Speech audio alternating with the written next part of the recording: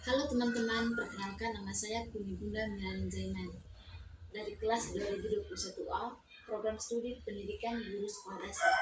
Baik, di sini saya akan menjelaskan tentang yang pertama aborsi, yang kedua hukuman mati, yang ketiga euthanasia menurut pandangan saya. Baik, yang pertama adalah aborsi. Aborsi adalah tindakan menghentikan atau mengakhiri kehamilan sebelum janin dapat hidup secara mandiri di luar rahim. Prosedur ini dapat dilakukan secara medis atau melalui pengobatan yang diatur sesuai dengan regulasi dari masing-masing negara. Beberapa orang melihat aborsi sebagai pilihan yang salah dalam terancam dalam kasus kehamilan yang tidak diinginkan akibat pemerkosaan atau incest. Namun, pandangan pemerkosaan atau incest bervariasi tergantung pada faktor budaya, agama, dan keyakinan pribadi. Dari perspektif etika, aborsi sering menjadi topik yang sangat kontroversial. Sebagian orang berpendapat bahwa perempuan untuk mengendalikan tubuh mereka sendiri, termasuk hak untuk memilih apakah akan melanjutkan atau mengakhiri kehamilan. Mereka percaya bahwa keputusan ini adalah hak pribadi yang tidak boleh diatur oleh negara atau pihak lain. Sebaliknya, kelompok yang menentang aborsi sering berpegang pada pandangan bahwa kehidupan manusia dimulai sejak konsepsi, sehingga aborsi dianggap sebagai tindakan yang tidak bermoral karena mengakhiri kehidupan yang potensial. Dari sisi hukum, banyak negara telah membuat peraturan yang membatasi atau mengatur praktik aborsi dengan mempertimbangkan berbagai faktor, termasuk alasan medis, sosial, dan psikologis. Di beberapa negara, aborsi hanya diperbolehkan untuk kondisi tertentu, sementara di negara lain lebih bebas dengan regulasi yang lebih longgar. Hal ini menunjukkan bahwa pandangan tentang aborsi sangat dipengaruhi oleh konteks sosial dan hukum setempat, serta oleh perdebatan moral yang terus berkembang dalam masyarakat. Yang berikut tentang hukuman mati. Hukuman mati adalah sebuah bentuk sanksi pidana di mana orang individu dihukum dengan cara dibunuh oleh negara sebagai konsekuensi atas kejahatan yang dia lakukan. Hukuman ini sering diterapkan atau dilakukan untuk melakukan kejahatan yang dianggap sangat serius oleh pihak lain, seperti pembunuhan berencana, terorisme, atau pengkhianatan. Namun, hukuman mati menjadi topik yang kontroversial di banyak negara, dengan berbagai pandangan mengenai keadilan dan moralitasnya. Beberapa negara masih mempertahankan hukuman mati, sementara yang lain menghapuskannya.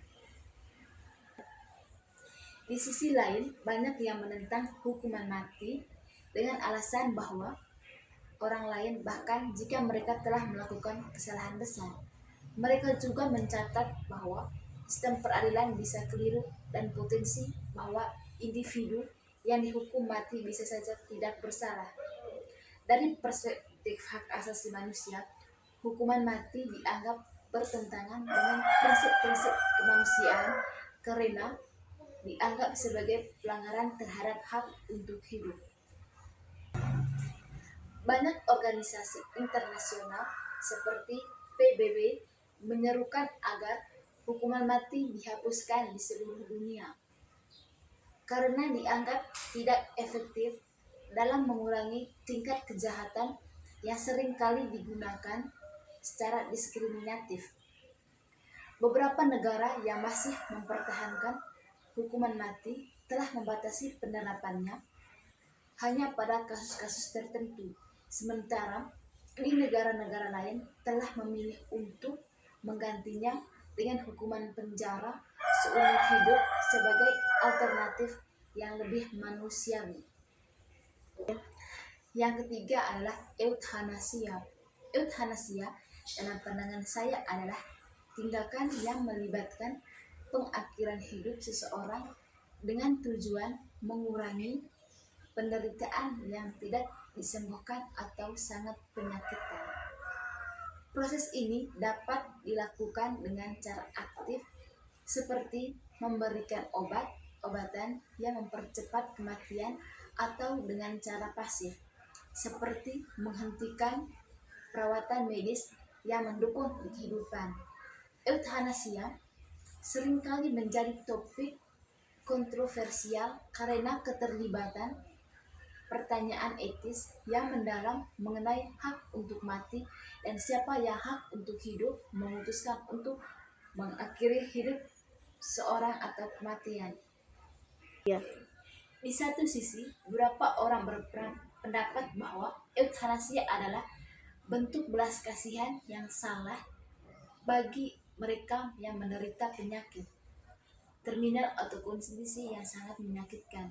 Mereka beranggapan bahwa setiap individu memiliki hak untuk memiliki bagaimana mereka mengakhiri hidupnya, terutama ketika kualitas hidup sudah sangat rendah dan penderitaan tidak bisa lagi diatasi.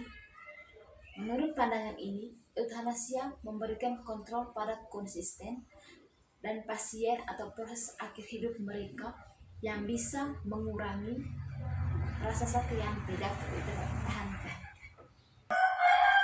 Namun, ada juga pandangan yang menentang euthanasia dengan alasan bahwa kehidupan adalah nilai yang tidak ternilai dan tidak seharusnya dihentikan begitu saja.